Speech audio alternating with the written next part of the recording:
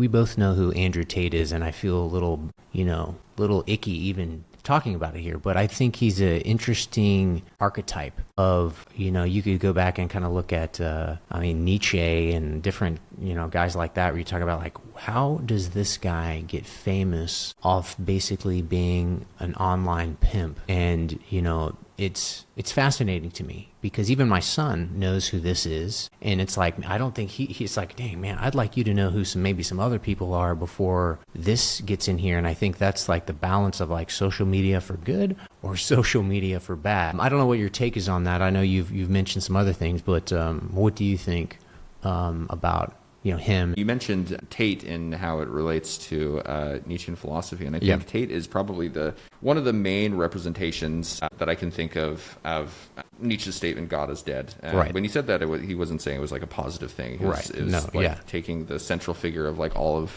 the Western canon of thinking and basically throwing it out, and now there's a vacuum that we're trying to fill it with. With a man. With a man, but I think even more than that, I think what it is that we've filled that vacuum with, this archetype of God, we filled it with the pursuit of just like as much power as you can get here in the moment. And I think a lot of people could say that is Nietzschean in and of itself. The will to power is obviously like a central tenet of Nietzsche's teachings. I would say that when you take out all of the moral systems relating to like Catholicism, Christianity, that kind of thing, you're left with a vacuum where you only pursue power and influence for the purpose of power and influence. There's no like greater ideology sort of governing that. So what you're left with then is you're left with influencers who are famous simply for the purpose of being rich, being able to say super aggressive, outlandish things.